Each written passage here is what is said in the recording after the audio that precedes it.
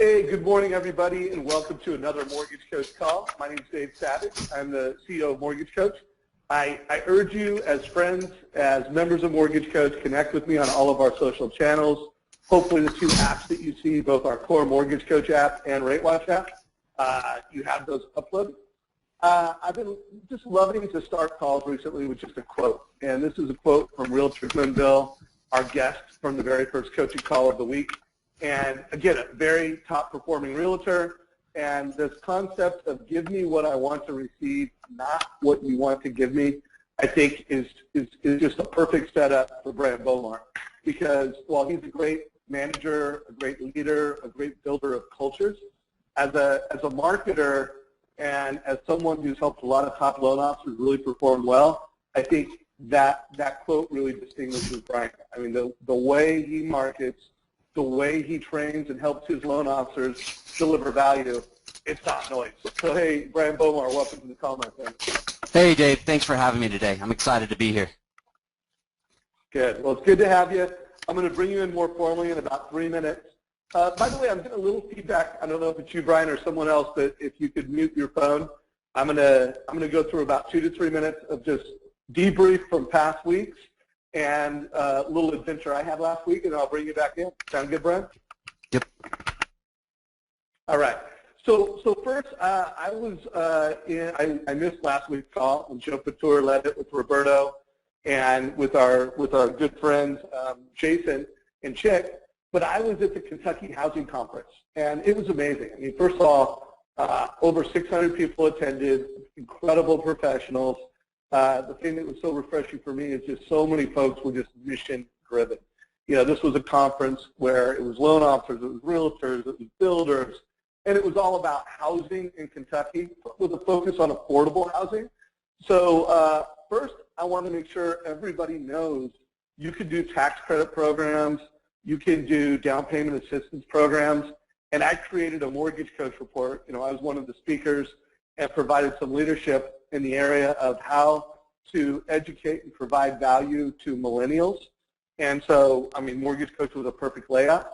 So if you want to see an FHA versus down payment assistant versus down payment assistant plus tax credit, boom, type in KHC. And again, just a big shout out for all my new friends in Kentucky. It was an incredible event. I do probably think that in terms of all the state-run agencies, if they're not the best, which I think, I mean, there's no doubt, it was the most well-run, most well-attended, most progressive in the way that they marketed. I mean, great infographics, not a lot of noise, a lot of value. So big shout out, and check that out. Also, I did, because I wasn't on last week's call, I wanted to drive a couple follow-ups from the call I did with the Gaylord Hanson team. Top performing team, closed over $32 million last month, just tearing it up. But one quote that they had, when I listened back to the recording, I thought this really distinguished them. We don't want to just help realtors get home buyers off the fence. We want home buyers jumping off the fence. And so they delivered a couple of great Mortgage Coach tactics and strategies. If you didn't listen to the call, make sure you do it. But Jacob and the team, from a training perspective, took that 1 hour call and they took these scripts. So we've got a 3-minute script, we got a 5-minute script, we got a 7-minute, 12 minutes, so that each one of the 5 strategies that they're using to create urgency and to get home buyers to jump off the fence and deliver value with Mortgage Coach, we put those into training videos. So just highlight that, everybody. If you need a link, email support@mortgagecoach.com, and when I'm not talking in a few minutes, I'll put it in there for you. A couple that I wanted to highlight right now and how they're going from price to advice. I wanted to highlight the counter offer analysis. So think about this. Realtors in counter offer, they're making an offer at the price that the buyer wants. The seller wants something more. Let's just say it's $5,000, $10,000 more. Sounds like a lot of money.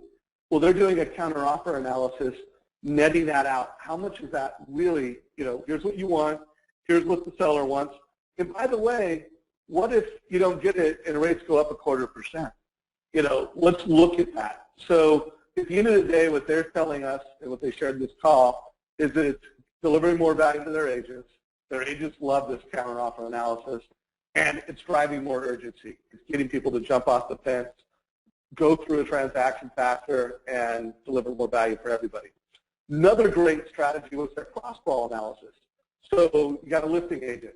They get 15 of these leads a week where they have listing agents that in order to put their house in escrow, they've got to cross-call with the Gaylord Hanson team. And when they deliver those 15 cross-calls, they do it with mortgage coach experience, with a video, with options, and they're showing, here's the competitor, here's us, and a couple options. This is the monthly payment difference. By the way, it looks pretty flat, right? This is monthly payment, but look at what this means over time. And they're converting 30%.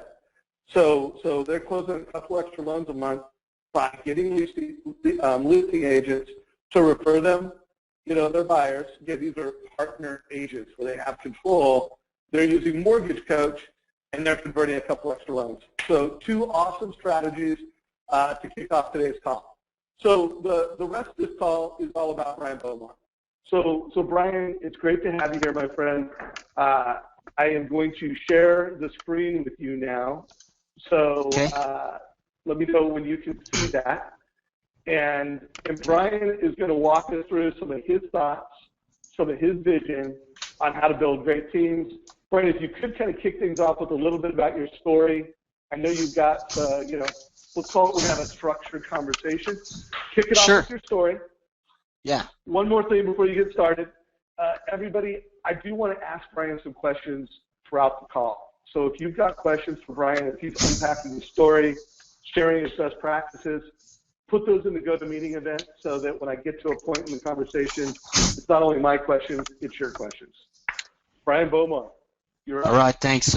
So today we're going to talk about building an elite branch. My goal, I've always wanted to be successful, but I didn't want to do it just through sheer volume of people. I think as a branch manager, it's tempting to possibly go and just recruit hundreds and hundreds and hundreds of people, and I'm okay with that if they're elite, but I really didn't want to have a business built upon just sheer volume. I wanted to have really great people. So that's what we kind of started off to do. I'm going to go through that today. I'm going to spend a little bit of time on the grow side, but I know that most of the calls are dedicated to that. I'm going to spend the bulk of the time on the support side because I think that that's where we need more need more instruction in this industry, and that's where I see a lot of people getting it wrong, and I think that that's some of the ways that I've been blessed with wisdom, and we've had some success there. So we're going to talk about both of those, but first, hold on a second. First, going to go through and just talk about my story here. My story goes a little bit like this. This is a picture that I call. Sorry, I have an issue there. I call this Babyface Brian. This is a week in the business. I got a suit off the clearance rack at Dillard's and took my picture to go out and go take the mortgage world by storm. We zoom out about 2 years later. I opened my branch for Cornerstone Home Lending, October 2007. And then we zoom to now, which is 7.5 years later. In Oklahoma City, we've got the #1 market share in purchase volume and purchase units and in total volume here in the Oklahoma City market. My loan officers historically have averaged 14 to 18 units per month per loan officer over the course of a year. So on some of the busier years, we've been towards the top. Some years when we bring newer guys on, we're a little bit towards the bottom of that range. But 14 is about the lowest we've ever been at per month per loan officer. We've actually, the only 2 Scotsman's Guide loan officers in Oklahoma work for me. That top picture there is Cody Hardridge, which you guys maybe have seen him around. He speaks. And that bottom one is my wife, Heather Bomar. And Cody's #1 in the state in units, and Heather's #1 in the state in volume.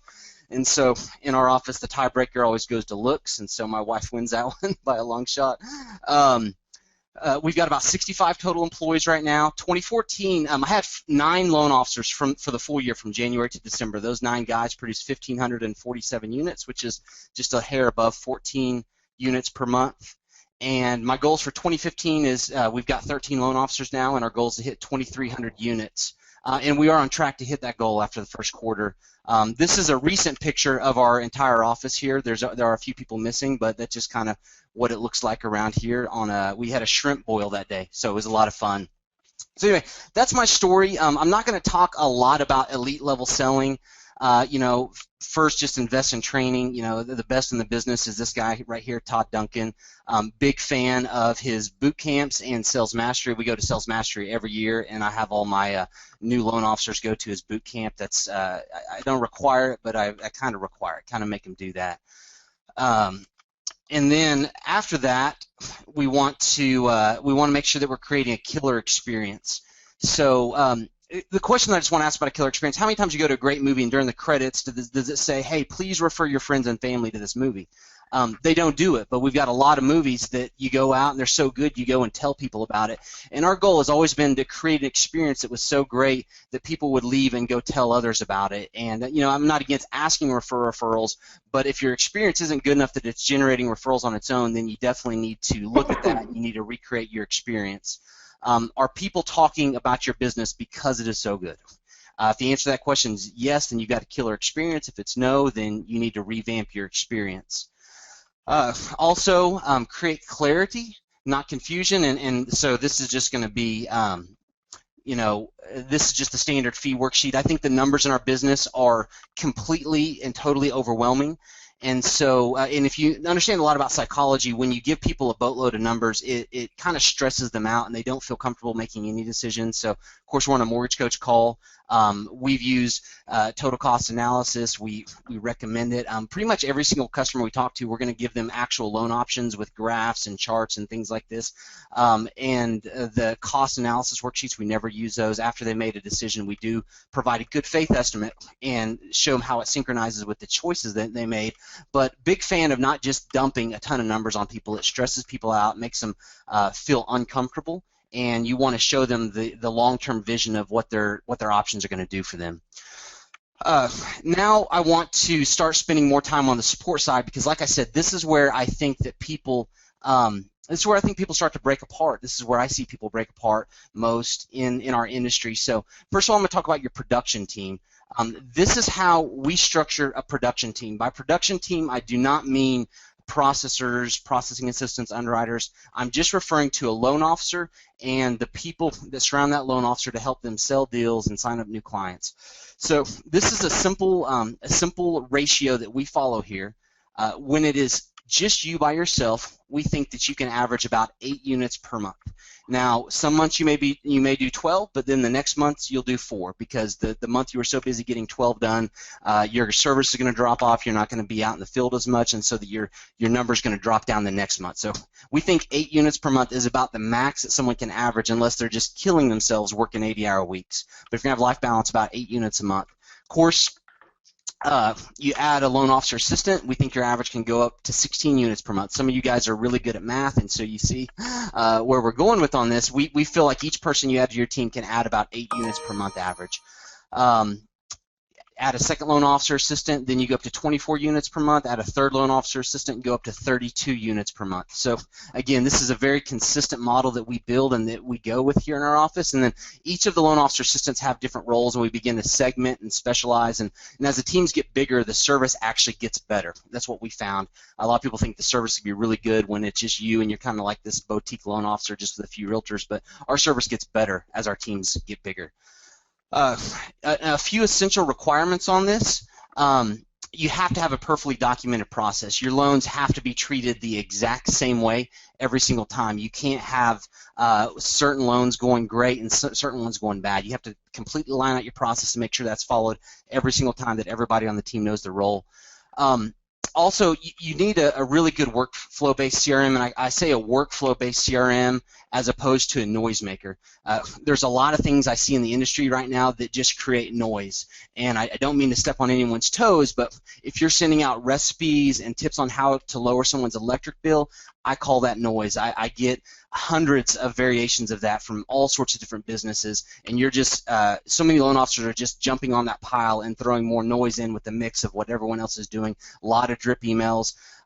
That's not really what I grew up in the tech business, so that's not really what I think a CRM is for. CRM should completely manage your workflow and not just make a bunch of noise.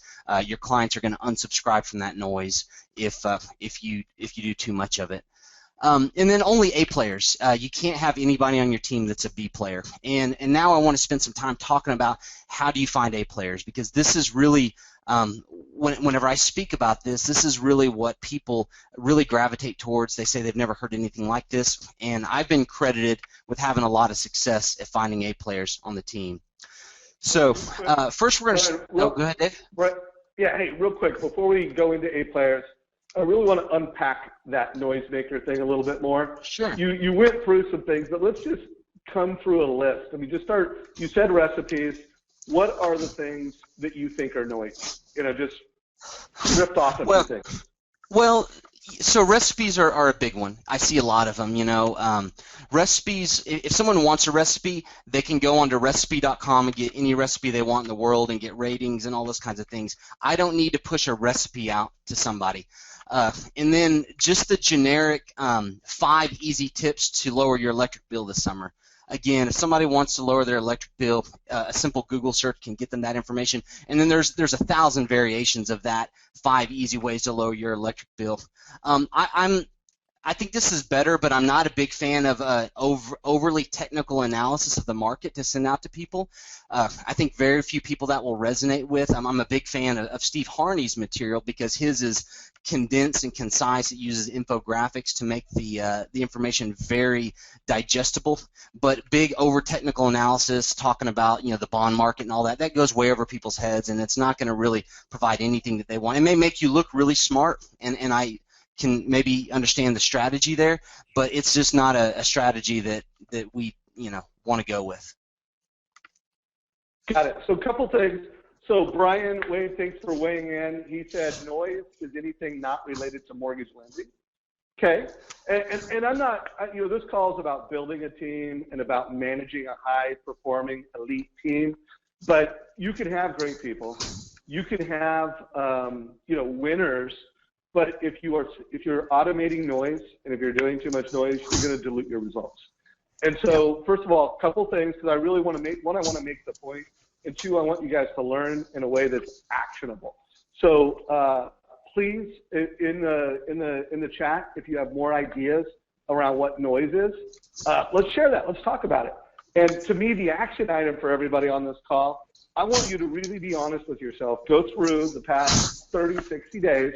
The emails that you sent, the marketing that you've automated, what you've delivered to home buyers, to past clients, into realtors, and just ask yourself, do you think they like it, they want it, they're getting it?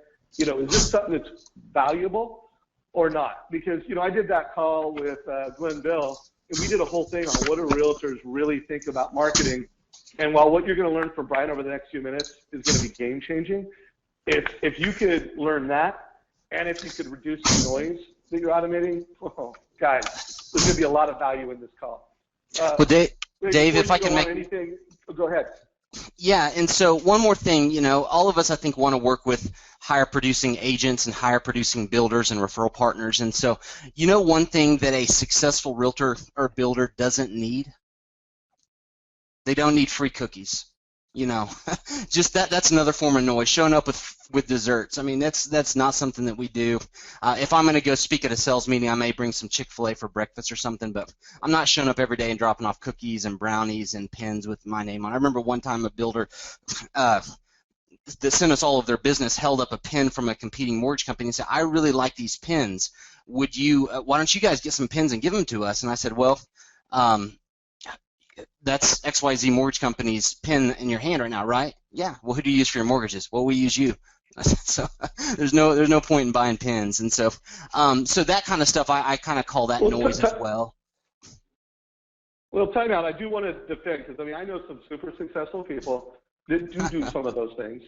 And so but really, so again, you have your brand, your philosophies, and you built a culture around it. And again, by the way, by no means am I advocating anybody, using brownies as a marketing strategy, because it's not my personality either. I founded Mortgage Grid. I'm with you. It's all about numbers. It's all about value. But here's what I want everybody on the call to ask themselves. If you're getting the results that you want, and you're achieving the success levels that you want, and you're proud of it, and hey, kudos to you. Make an incremental improvement. But if you're not getting the results you want, and you want to either one, take it to a next level, really think about this. What are you going to stop doing, and what are you going to start doing after this call? Anyways, let's continue. I didn't mean to interrupt. Sure, no, thank you. Yeah, so how to build a team, and really we want to start off with hiring. So before I talk about how to hire like a pro, I'm going to talk about how to hire like an amateur.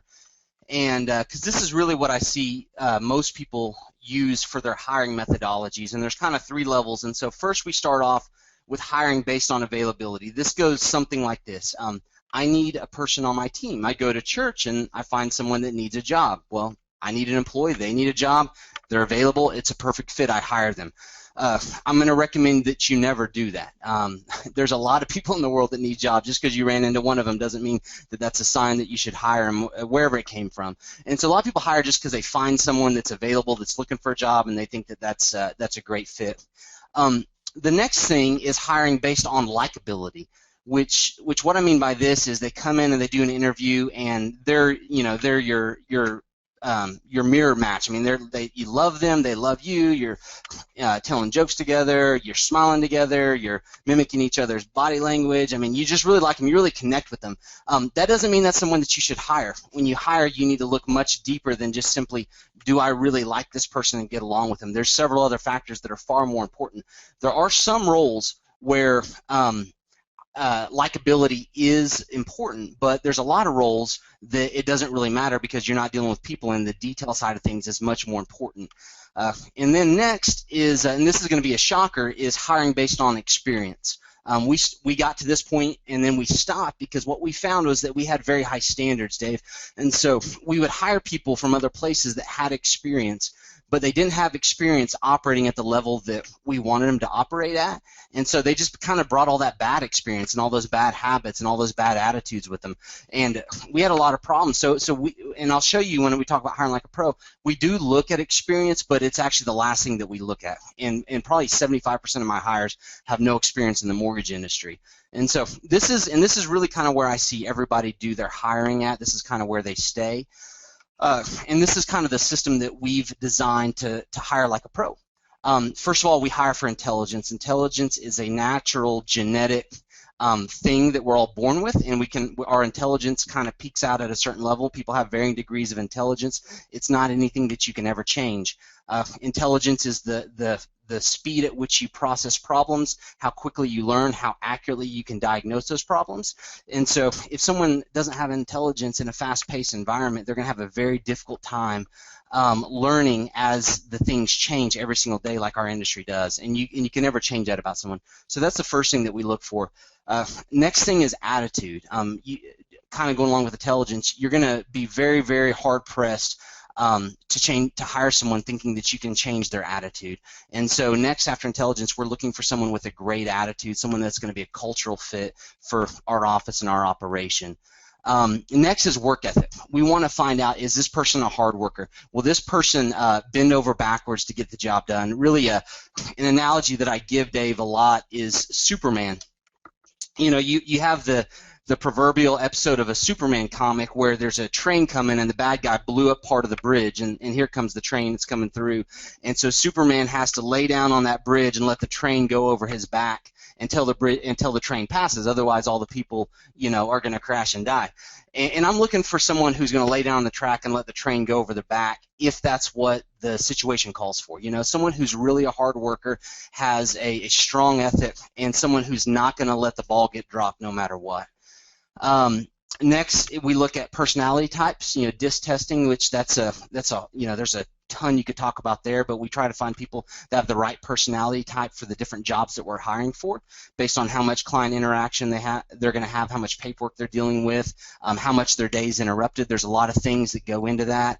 And then, like I said, last is we do look at experience. If we can find someone who scores a 10 out of 10 on everything else, then we'll completely forget about experience. But every now and then you find someone that has everything plus experience, and that's always an added bonus. But experience is just the collection of knowledge and wisdom and skills that you've learned in a single discipline, and so you'll get that experience and time working anywhere. And so I would rather have someone that has all the things that I can't change right on, and then they get the experience over 6 to 18 months versus having someone that's got that but has a ton of things that I can never change about them, and it's ultimately going to be a bad fit. So that's kind of how, we hire versus how we used to hire when we got started, how we hire now. I probably have about an 85% success rate on my hiring, Dave. We, if I hire 20 people, 16, 17, 18 of them are going to work out perfectly. 2 of them aren't going to be a fit, but that's about the rate that I run at. A couple additional little pro tips. We aim to hire 1 employee for every 100 resumes we receive, and so that basically ensures that we're getting the cream of the crop. If we've gotten the very best 1 out of 100, that gives us a really high likelihood that that's going to be a successful person in our environment. We give applicants a very big open door to complain about their current employer, because if they are going to complain about their current employer, they're going to complain about you. They're going to bring negativity and toxicity into the culture. And so we certainly want to know if that is the kind of spirit that they bring into an organization. And so we open up the door to see if they're going to, kind of set some bait out and see if they're going to take that. We don't ask hypothetical questions because you get hypothetical answers. What I mean by this is that you say, hey, pretend it's the end of the month and you've got a file going bad and you have to stay late to make sure that file goes good. How would you handle that? Well, you've given them the answer in the way you phrase the question, and they're always going to give you a hypothetical answer. Instead of that, we ask historical questions, and we find we get honest answers then, and we find out what really drives someone and what makes them tick. A lot of people ask how we test for intelligence. There's a few different ways we do it, but one thing that we rely on heavily is the Wonderlic test. You may have heard about that from the NFL Combine. They use it a lot in the Combine, but you can just go to wonderliconline.com, and that's what we use for our intelligence testing. So, but, if you can get the growth part, which Time out. You want me to go back? Real quick. Okay. Well, yeah, let's go back. Okay. By the way, so I want to remind folks, and what brought Brian to this interview. We've been talking for a while now because Brian's got an amazing CRM that he's bringing to the marketplace that he uses. But we spent time together at Todd Duncan's ALE, Achieving Leadership Excellence event. Darren Hardy was a speaker. I was a speaker. Obviously, Todd Duncan was a speaker. Ken Perry, our compliance leader, were speakers. But it was a very elite group. I can't remember the exact number, but I'm going to say like 30-ish, top producers, everything from CEOs of companies with, hundreds of loan officers to heads of production to elite performers like Brian. And I think, Daniel Harkavy was one of the speakers, and that's kind of going to go where I'm going to go next with this, is we were wowed. There were speakers that delivered keynotes. Brian, just by the questions that he was asking, in the engagement and the ideas that he shared, really became, one of the most valuable people at the event. I mean, taking nothing away from Darren Hardy, Daniel, Ken, I took more notes from the time I spent with Brian than a lot of the sessions. So one thing I want to share is the Wonderlic test. It was the first time I had heard it when you shared it, Brian.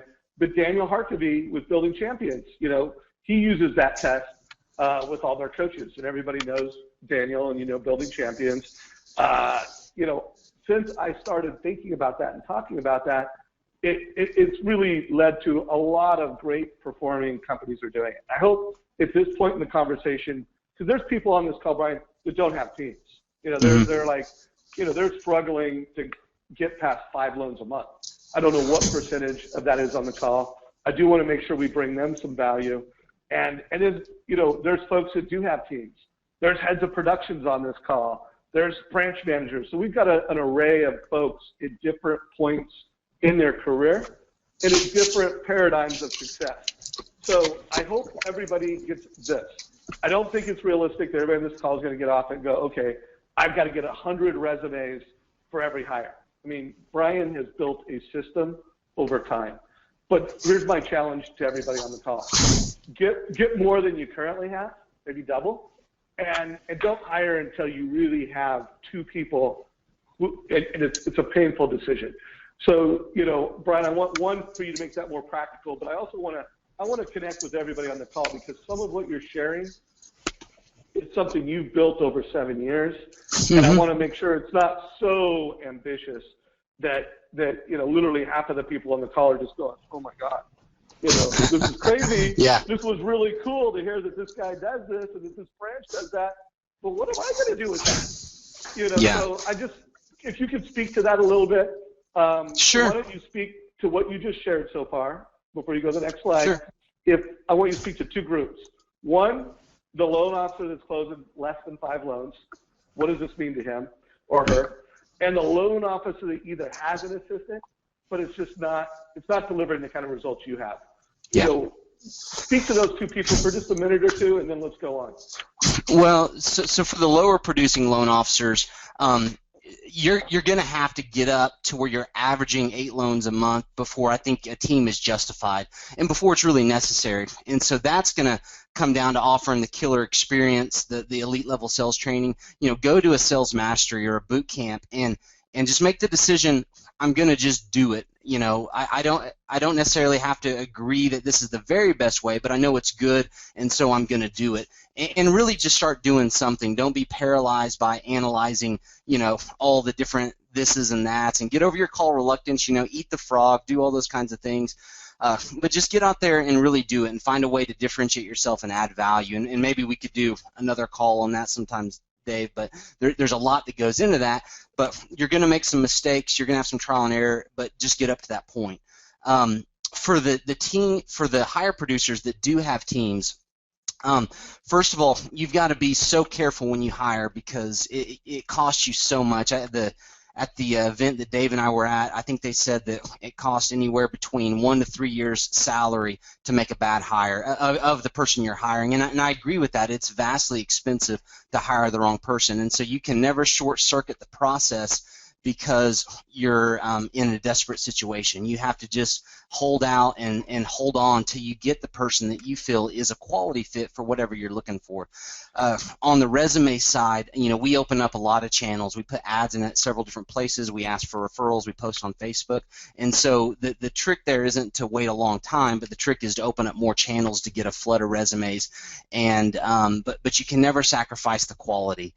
And then, if you've got team members on your team that aren't performing, then you need to make an upgrade in your team. And I coached another gentleman that's in the business that's been on your calls before, David, and I told him, he is having a hard time with letting go of a team member that wasn't pulling their weight. And I said, it's actually very, very cruel and selfish to keep that person on your team because you've got other team members and you've got other people in the office and the operations side who are doing their job.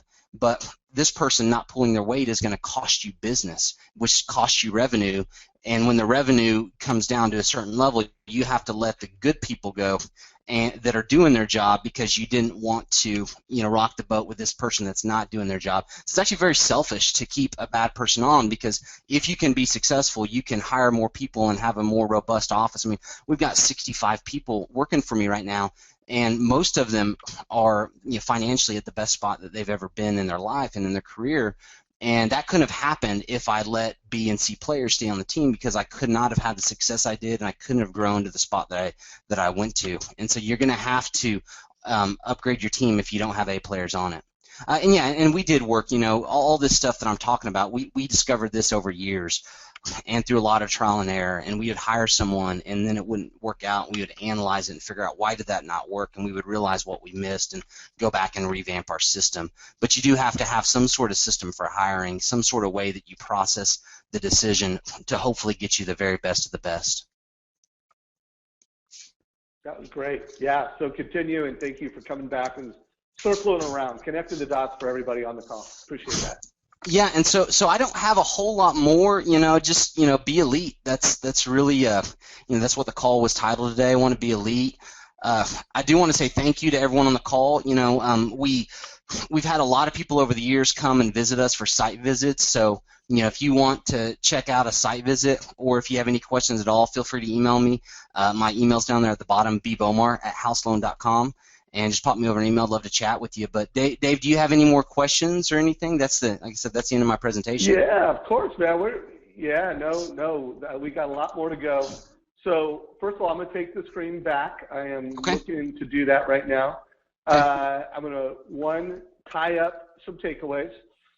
So before I get into my debrief, on the call and some keynotes. You know, you have also been an entrepreneur with technology. You're bringing a CRM to the market. Let's just get everything on the deck. And we still have about 25 minutes, so I've got some things I want to drive. Folks, I do see questions coming in, so we are going to have an opportunity to ask Brian questions. You are. So feel free, if you have questions, I'm going to be asking those questions of Brian Bomar in about 15 minutes. But get them in, put them in GoToMeeting, and we'll get to them in a minute. So first of all, tell us a little bit about your CRM, and then we'll go from there. Sure, yeah. So before I got in the mortgage business, I was actually in the software business, Dave, like yourself. That's where I started my career at a company called A La Mode, and had my own developers. I was a sales manager there. I had my own developers. We could just go and say, hey, this takes like 5 or 10 minutes to do something. Could you build me a button that will just do it instantly? And then a couple days later, they would build us that button. And through the years, we actually doubled all of our efficiency. We went from a good salesperson would make 50 sales calls a day and sell about $5,000 in software. By the time it was over, a good salesperson could make 100 calls a day and sell $10,000 in software. And so, got in the mortgage industry, and I've bought pretty much every CRM that's out there. I have a license. I could log into most of them right now.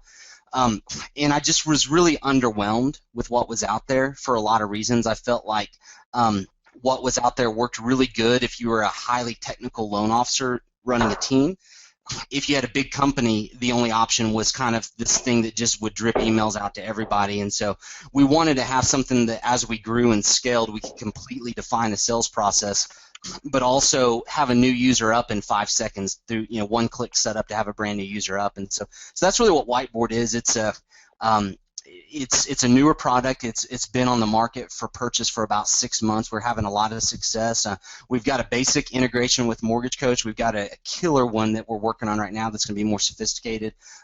We've got an integration with Steve Harney. All of his content is integrated in there right now, and we're working on a higher level integration as well. And a lot of top producing loan officers and a lot of top branch managers have been switching over to Whiteboard and having great success with it. Some of the big name CRMs out there, we're told, hey, this basically is, I can do what I did with this big name CRM in an hour, what used to take me a year to get set up. And so it's just very user friendly. It's very engaging. It's built with modern day technology and not, early 2000s or late 90s technology. And it's pretty sophisticated. So we use it completely in our office, 100% adoption. All my loan officers are on it, and it's made a huge impact on our business. Okay, so first of all, everybody, I get asked the question all the time, what's the best CRM? And I'll probably say the same answer for as long as I'm in this business, but it's the CRM that you use. And as you guys know, we have, integration partners. We've got relationships with folks that we think are best of breed, where we go out and we chase them. So we've got some great integration partners. And I don't, to me, the best CRM is the one that you use. I do think, what Brian and his team are doing is very interesting. It's progressive in many ways, and we're excited to have you guys as an integration partner. So I did want to make sure everybody has a little understanding on that. Again, as questions come in, if you want to talk to Brian more on that, you can do it. Let's make sure we go through some key takeaways, and then let's get into some Q&A. So first of all, I get asked all the time, when should I get an assistant? When should I get an assistant? And I have heard it as low as 5.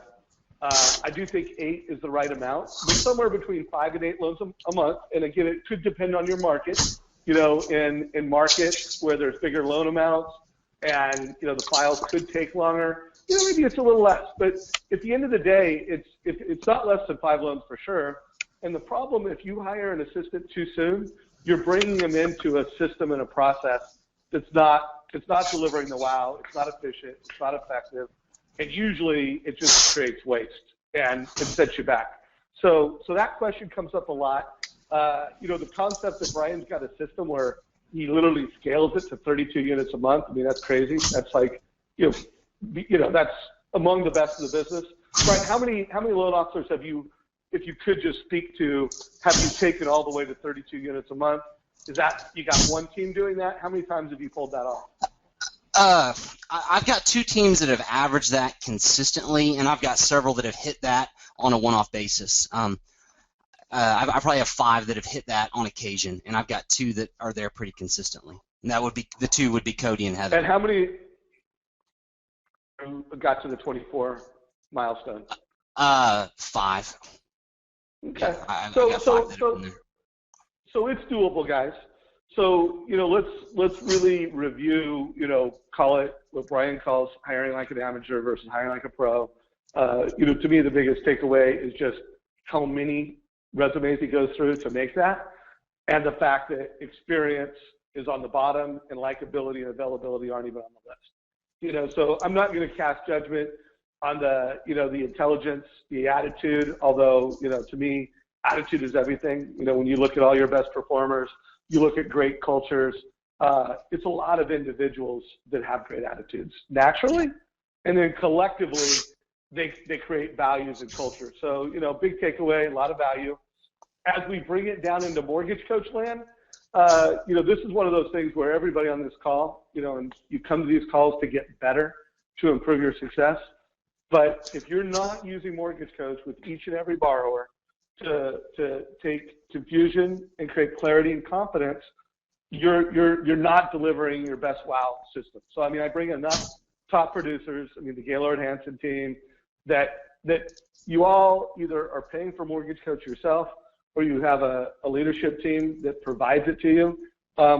Please start delivering that awesome, or as Brian says, killer experience to every borrower. Loop in the realtor and do it in a way that creates the wow. So, well, Dave, go ahead. If I could share a proverb here, I don't personally like ever being called lazy, but there's a proverb that says the lazy man will bury his hand in the bowl, but he gets too tired to bring it back out. And I kind of think about in our industry just a lot of people buying technology, and they kind of do the hard part. They make the investment, but then they never take the time to actually execute on it. And that just doesn't make any sense to me. If something's good, then do it. And if you're going to do it every time. Don't do it with exceptions, and just whenever you feel like it. Right on. So let's bring in a couple of questions. I got a question from Paul here. What do you think of birthday cards and holiday greeting cards? That's a good question. We've done birthday cards for a long time, and again, it's I look at the way that I look at any kind of marketing is if everyone else is doing it, then I probably should stop. And if no one else is doing it, that's probably a good area for me to focus on. And so, people are starting to get bombarded with birthday cards. And even if we do a special one, then there's a lot of sites that make cheap and kind of pre-printed ones available free. And so we're actually in the process of transitioning from sending the cards out to maybe a combination of sending them out and actually calling them, or sending them a quick little webcam video saying happy birthday, or a slide dial or something like that. We've not fully decided, but we are in the process of making it more personal. Right on. Holiday cards. I don't do anything for holiday cards except for on New Year's. My wife and I send out a update card on just our family, just showing new pictures. We've got 3 young kids. We've got a 4th one on the way, and so the pictures are always new and allegedly very cute. So we always send an updated one of those every year. But that's just so people can we send that to clients and partners and peers in the industry and friends and everyone. Well, 2 things. I love what you said. If everybody's doing it, I'm going to do something different, because you always want to deliver something unique and valuable. And I do know when I got I don't remember when I got it, but it was after the holidays. I got your card, and I was like, how smart is that? We all get a lot of Christmas cards. The fact that I got a New Year's card from you and Heather, I was like, I called my wife, I took a picture of it. I'm like, honey, that's smart. We need to roll with that. Which, by the way, I think is just a great idea. Let's evangelize it here in the call. Let's transition from Christmas cards to holiday cards to New Year's cards, and that way at least you're different, you're unique, and you're separating yourself. Yeah. So guys, keep the questions coming. I do want to wrap up with some mortgage coach thoughts and really drive this lesson home, assuming I can advance a slide. So I want to remind everybody that every Tuesday we're bringing in, I call this a sales call. So whether it's a top producing loan officer, a team, a manager like Brian, an author like Darren Hardy, an industry speaker like Todd Duncan, and Tom Ferry, every Tuesday we're doing that. And then every Thursday it's a training call. So if you want to know how to do tax credits with an FHA loan, come see us on Thursday at 9 o'clock. If you want to know how to add video to a call, come see us on Thursday. If you want to know how to do that counter offer analysis, come see us on Thursday. There's 100 people on the call and everybody gets their questions answered. I also want to remind everybody we have promoted this. We've sent you emails. It's in the support page. But we're doing what we call Mortgage Coach University. So, every day, 8 o'clock Pacific, we got our beginners class, and we have our intermediate class, 102. So you can sign up for those online in our Mortgage Coach support page, but we're just dedicated to teaching you and training you so that you don't need to be the noise machines. When you get up to bat and you're delivering value to a family, you can do it in a tailored way, in a valuable way, and you can loop in the realtor so that you're unique and you're valuable. So if you get nothing from this call, hopefully you're going to be a lot more thoughtful about who you bring into your organization. You're going to be a lot more thoughtful about giving people what they want to receive, not what they want to give. A couple other training resources before I check any questions that you've posted. I do believe last year, this call I did with Josh Metal, who, Josh thought about being a mortgage coach for over a year. And his coach, Bill Hart, between the advice and the accountability, finally got Josh to become a mortgage coach member and to use it with each and every borrower. And we turned that call into a training call. So, watch the call. I broke it down, or I didn't break it down. Our training team turned that 1 hour call into 10 videos. So literally from 2-minute pieces around scripting with your borrower before you send a mortgage coach, what to say before and after a mortgage coach, what to say to your realtor so that when you talk about mortgage coach, it's got valuable to them. I call that a core mortgage coach training. And within that training, there's also lots of scripts, like this script from Todd Duncan, that this could be used with either a borrower or realtor.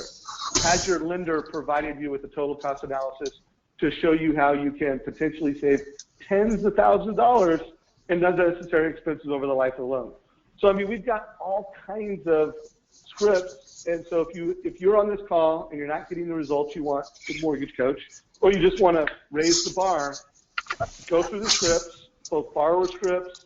We've got realtor scripts, what to tell your agent so that they're referring you better. So again, lots of scripts within that call, including a checklist of every time you create a Mortgage Coach video, what are the questions you should be asking yourself so that you create a great video? You net it out in 1 to 2 minutes, and it's a wow. Also, I want to remind everybody this call, I would say in terms of teachable calls to be a better mortgage coach, well, we've done a lot of great calls this year. The one with the Gaylord Hanson team where we really netted out the 5 strategies. We talked about the counteroffer analysis. We talked about the cross-qualifier analysis. Great sales training calls. So again, before we open it up for Q&A, and if we don't have questions, we're going to wrap it up. Make sure you're having mobile conversations with realtors. Make sure you're using everything that we're bringing to you in these calls at a great wet level. So, hey, Brian, I do have a bunch of questions, but before I start doing this, anything else you want to say to everybody or any other leadership you want to bring? Nope. All right, so first of all, I've had a number of people say, what is the name of your CRM? And can you tell everybody the name and the website? Yeah, it's a Whiteboard Mortgage CRM, and I think the website is whiteboardmortgage.com, but I'm not sure. If you email me, it's one of those. But Whiteboard CRM, and I'm just really a designer. I don't develop. It's an actual software company, and they've got sales and support and developers and all that. I just kind of helped them build it. Got it. So it's another company. Brian endorses it and uses it. All right. So Becky just asked where to sign up for the beginners course. So I'm just going to call a quick audible here, and I'm going to go to our website. really make this as much a training as I can. So, Becky, the answer is go to mortgagecoach.com. Hopefully everybody can see my screen right now. First of all, I want to remind you that, like, if you click on that support button over there and you typed in FHA and you clicked next, it would answer your questions, how to enter an FHA loan into Edge. Now, for this particular question, we're going to click on the help button. We're going to go to Support Center. And in the Support Center, there's going to be, boom, register for the 102, register for the 101, register for our coaching calls, go to our sales training calls. So this is our Support Center. I do urge everybody on the call, log in. I mean, you will get proactive alerts. So, like, I am going to log in, and I'm going to log in with my Facebook page. And now it knows that it's me. And every time we add new information to our support page, you're going to get alerts. You're part of this community of Mortgage Coach. If you want to give us ideas on how we can improve the product, suggest new features, you can do that.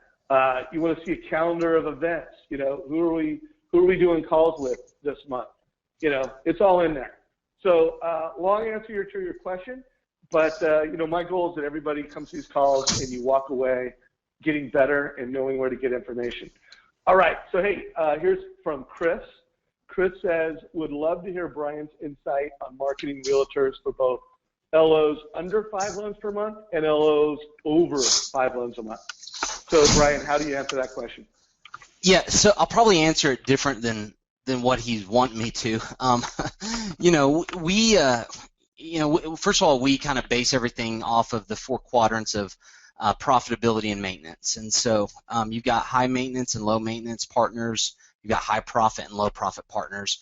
And we're always focusing on low maintenance partners, people that don't waste a lot of our time, and they're professionals. They do their business, they let us do our business, and that's really necessary to grow. You'll find the high maintenance ones really do resonate. They reciprocate you being there at their beck and call. They really like that, but they also eat up all of your time. And so we focus on low maintenance ones. You also find that there's not going to be a whole lot of high maintenance realtors. There's going to be a few. There's not going to be a lot of high maintenance realtors that are very successful that do a lot of business, because you can't be you've got to be efficient, and you've got to be able to delegate to be successful. So the more successful ones are usually going to be low maintenance, and they're not going to be calling you every day. It's a realtor that has 1 deal a month that's going to be calling you every day about that deal to check on it and see how it's going. So that's the first thing. If you want to grow, you've got to find people that they let you do your business well, and they do their business well, and you trust each other, and that's it. We've always had a lot of success with Todd Duncan's methodology, the FedEx with the book in it, the letter, set an appointment, meeting with the potential referral partner and doing a high trust interview. We do that at a local country club here that's pretty exclusive and very nice. And that's been it. That's really been what we did. Of course, selling is never going to be as fruitful as it could be if the service and delivery isn't spot on. And so, if you're going to go out and sell big, you also have to service and deliver big on the backside. And so they're kind of 2 heads of the same coin, but or 2 sides of the same coin. But basically, like I said, we just kind of stole Todd Duncan's stuff pretty much verbatim, and that's worked out really well for us over the years. Good. Well, hey. We want whatever answer you want to bring. We're here interviewing you as a top producing manager and leader. So I got a question here from AJ Hernandez. What value are you offering partners, and are there any other niches you're going after for referral partners aside from realtors? AJ.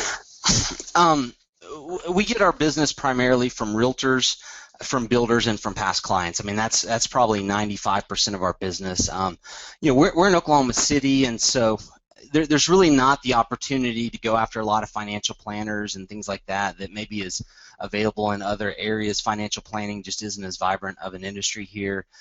We've got some people that they're really in a certain country club, or they're really in with a certain group, but for the most part, it's realtors, builders, and referral partners. And then just kind of to follow that string of thought along niches, we want to be the A paper lender. We want to be the person that takes the first crack on it. We have a lot of products that we will offer if they're needed, but we're not going to go out to market and kind of market ourselves as an FHA 203K lender or a one-time close or any of these kind of niches that people try to hang their hat on for a couple reasons. Usually those loans are more difficult than just A-paper loans, and so there's more problems, and so you don't get the reputation of being excellent. Two, I've seen a lot of companies over the years just cut those products immediately, and if that's what your business is based on, then it puts you in a bad spot. As far as the value, I mean, we really commit to the real estate community that we're the best and that we'll never miss a closing date, and then if we ever tell them we'll do something, we get it done.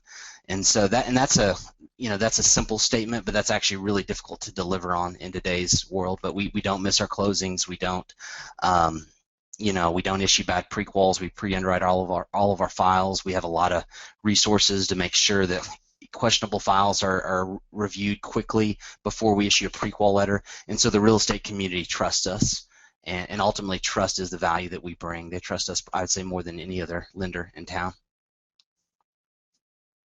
It's powerful. Josh just had a question. Do your loan officers do lunch and learns? If so, are they successful? And do you have any best practices for their presentations? Question from Josh.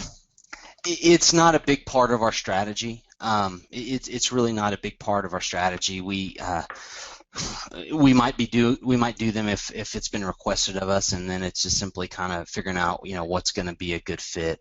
I speak at a couple of different association events throughout the year, but again, it just kind of depends on what's relevant at the time. But that's not a big part of our strategy.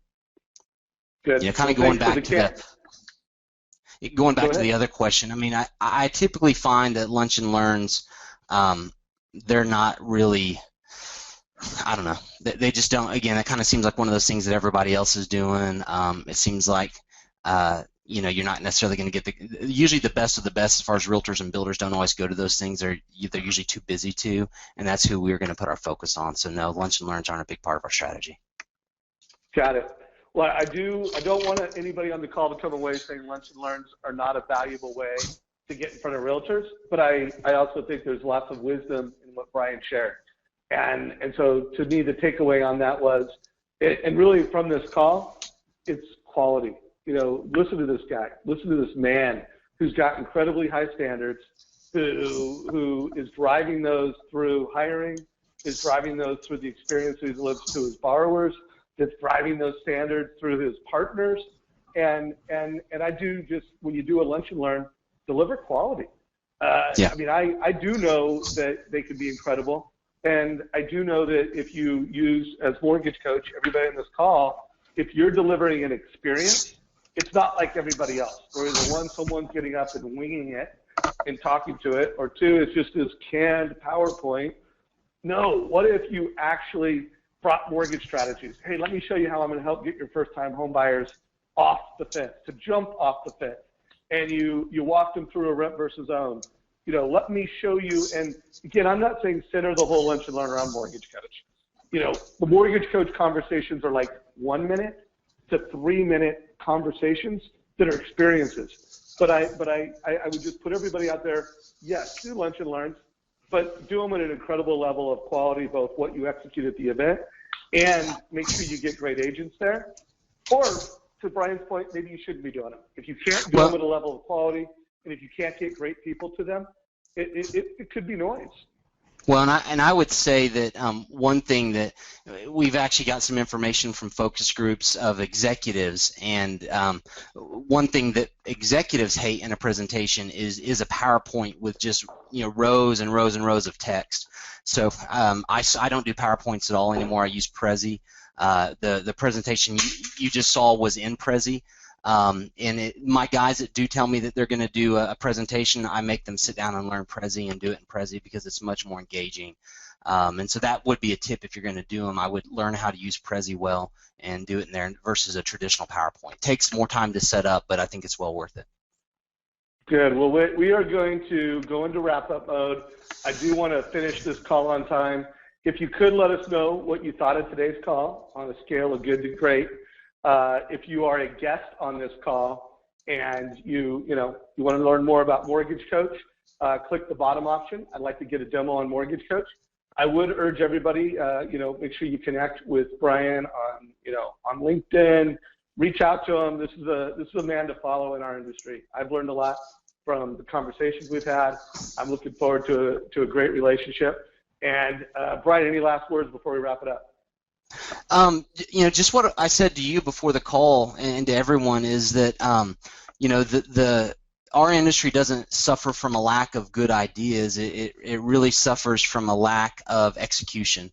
And what I mean by that is if you've gotten a good idea today, just do it. Don't procrastinate. Don't have call reluctance. Don't make excuses. If you'll just do it, that will begin the that 7-year climb that you referenced, Dave. We did that through just waking up every day and doing the one thing that we thought we needed to get done that day, and not avoiding it. And so don't avoid the changes you need to make. Just go out there and get them done. Right on. Take care, everybody, Brian. Take care, everybody, and thank you, Brian. Bye now. Okay. Thanks, Dave.